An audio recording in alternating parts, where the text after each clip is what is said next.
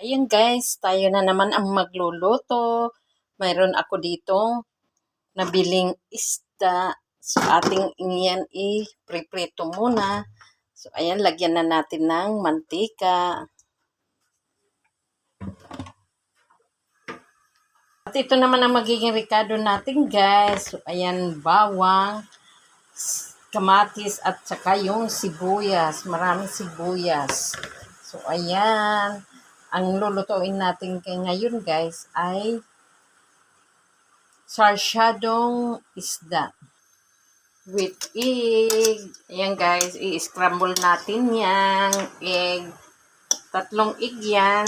So, i-scramble natin. Lalagyan natin ng asin. Ayan guys, mainit na yung mantika.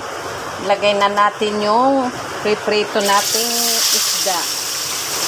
Ayan guys. Prito muna natin siya.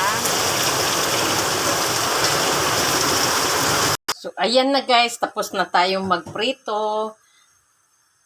Tapos, ayan guys. Hindi ko na yan hugasan ng kawali at hindi ko na rin papalitan ang mantika dahil nandyan ang lasa niyan ng ating prinitong isda. So, ayan. Ilagay na natin yung bawang. Tayo magigisa na.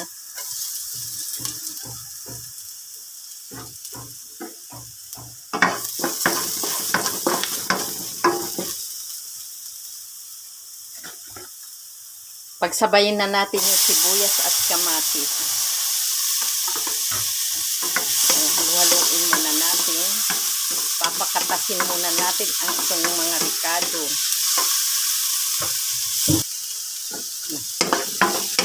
Atin muna isang kutsa siya. Ayan. Ang ganda ng nabili ko guys na isda nang hinayang ako. Dapat sana 2 kilo nang binili ko. Ayan siya guys. O sariwan naman siya. Yan, mas mura pa siya kaysa sa sa palengke. Nabili ko lang yan guys dito sa sa naglalako dito sa probinsya sa aming barangay. Guys, marami ang 1 kilo. Yan. Pinili ko yung malalaki. Yan. So, ayan. Lagyan na natin ng tubig, ng sabaw. Ayan guys. Atin muna siya pakukuluan. Yan. Pakakatasin muna natin yung mga ricado, yung sibuyas at saka yung kamatis para lumabas yung lasa na niya. So, ayan guys. Lagyan na natin ng asin.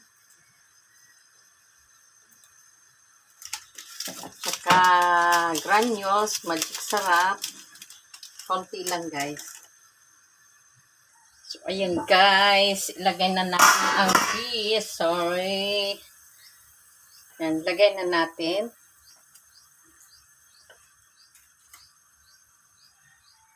At ilagay na rin natin yung egg. Ayan. In-scramble ko siya guys. Ilagay na rin natin.